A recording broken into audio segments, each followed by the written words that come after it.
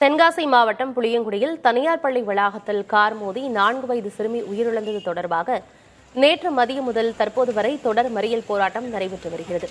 தகவல்களோடு செய்தியாளர் டேவிட் இணைந்திருக்கிறார். பேசலாம் டேவிட், என்ன கோரிக்கைகளை முன்வைக்கிறாங்க? போராட்டக்காரர்களோட பேச்சுவார்த்தை நடத்தப்பட்டிருக்கா? என்ன விவரம்?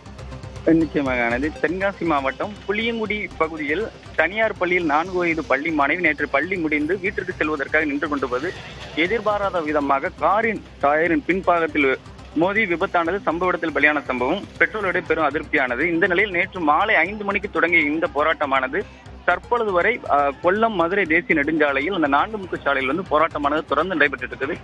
இங்க நேற்று மாலை துவங்கிய போராட்டமானது நள்ளிரவிலும் தொடர்ந்து பகலிலும் அதிக போராட்டக்காரர்களுடைய உறவினர்களோடு இந்த போராட்டம் நடைபெற்று வருகிறது.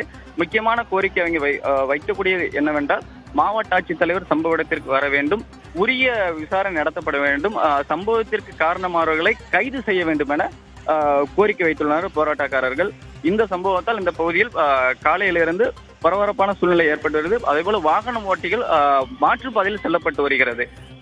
ராஜபாளையம் செல்லக்கூடியது, சங்கரங்கோவில் செல்லக்கூடிய வாகனங்கள் சங்கரங்கோவில் வழியாகவும், புளியங்குடிக்கு வரக்கூடிய வாகனங்கள் நிற்கட்டு சேவல் தலவன்கோட்டை முள்ளிக்குளம் வழியாக மாற்றுப்பாதையில் வாகனங்கள் இயக்கப்பட்டு வருகிறது. தகவல்களுக்கு நன்றி டேவிட்.